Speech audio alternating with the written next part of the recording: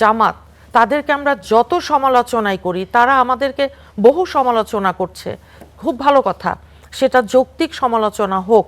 5 মাসের মধ্যে এমন কোনো ইস্যু তৈরি হয়নি যে এখন মাঠে গিয়ে আপনাকে মাঠ গরম করতে হবে। এখন যে রাতারাতি আমরা একেবারে খুব সব ভালো হয়ে গেছে আমি সেটা বলছি না, আমরা ম্যাজিশিয়ান নই। এটা জনবান্ধব একটা বাজেট। যারা কট্টর সমালোচক সাধারণত সরকারের, তারাও কিন্তু এই কথাটা বলছেন যে এই বাজেটের মধ্যে চিন্তা আছে, এই বাজেটের মধ্যে ভাবনা আছে, এই বাজেটের মধ্যে সাধারণ মানুষের কথা আছে, এই বাজেটের মধ্যে অর্থনীতি ঘুরে দাঁড়াবার যেই প্রতিশ্রুতি আছে।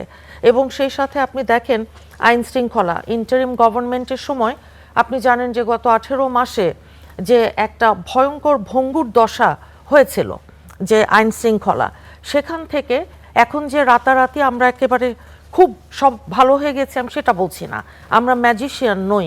কিন্তু আমি এটা বলছি যে যেহেতু জনগণ তাদের ম্যান্ডেট দিয়ে দীর্ঘদিন পর এই সরকারটাকে পাঠিয়েছে দেশ চালানোর জন্য, একটা দায়িত্ব দিয়েছে, সেখানে আপনি দেখেন কিছুটা হলেও আইন শৃঙ্খলা পরিস্থিতির কিন্তু উন্নতি হয়েছে।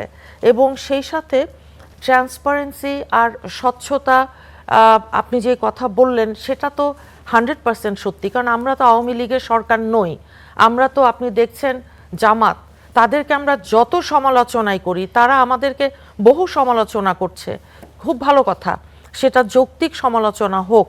5 মাসের মধ্যে এমন কোনো ইস্যু তৈরি হয়নি যে এখন মাঠে গিয়ে আপনাকে মাঠ গরম করতে হবে। কাজেই সেই রকম একটা অবস্থায় তারা যদি কনস্ট্রাকটিভ ক্রিটিসিজম করে, সেটাকে এই বিএনপি সরকার আমরা শতহস্তে তাদেরকে স্বাগত জানাচ্ছি, ওয়েলকাম করছি যে আপনারা সমালোচনা করবেন, আপনার সাথে আমার মতের ভিন্নতা থাকবে।